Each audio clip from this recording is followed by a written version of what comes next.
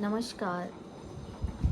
कुंडली में वर और कन्या का जो हम 36 गुण का मिलान करते हैं, जिसे अष्टकूट मिलान भी कहते हैं, उसमें से एक कूट का वर्ण मिलान आज कैसे करते हैं वो मैं आपसे शेयर करूँ। जैसे कि आपको पता ही होगा, 36 गुण वर्ण को 1, वश्य को 2, तारा को 3, योनि को 4, गृहमित्री को 5, गणमित्री को 6, भकुट दोष को भकुट गुण को 7 और नाड़ी को 8 गुण मिलते हैं। तो वर्ण कूट कैसे मिलाते हैं वो मैं आज आपको बताऊंगा।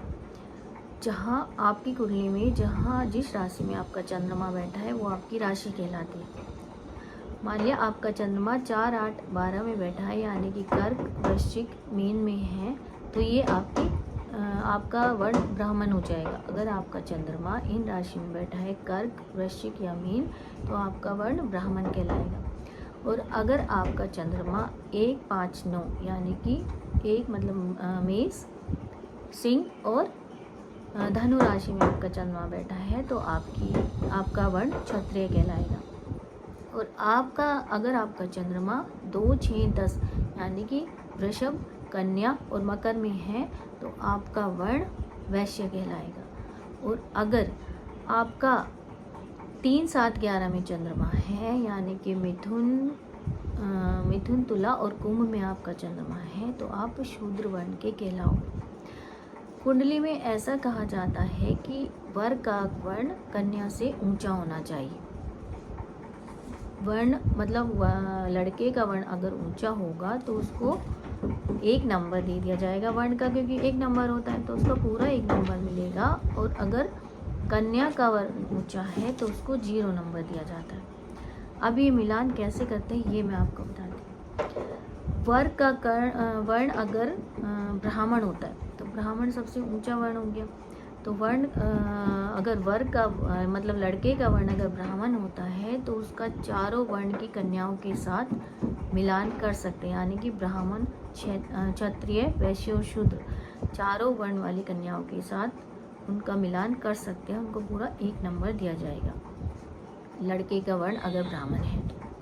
अब लड़के का वर्ण अगर क्षत्रिय है तो उसके लिए 0 नंबर मिलेगा ब्राह्मण वर्ण वाली लड़की को।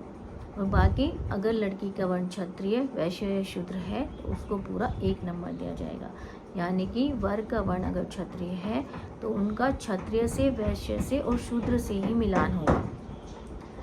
अब अगर लड़के का वर्ण वैश्य है तो वैश्य वर्ण के लड़के के साथ वैश्य लड़की होनी चाहिए या शूद्र, यानी कि उनका मिलान क्षत्रिय और ब्राह्मण वर्ण की लड़की से नहीं होगा। वैश्य वर्ण वाले लड़के का मिलान वैश्य लड़की या फिर शूद्र लड़की के साथ होगा, उसको पूरा 1 नंबर मिलेगा, नहीं तो 0। और अगर लड़का शूद्र है, शूद्र वर्ण का लड़के के साथ शूद्र वर्ण की लड़की का ही मिलान होता है, उसमें शूद्र का शूद्र से 1 नंबर मिलेगा।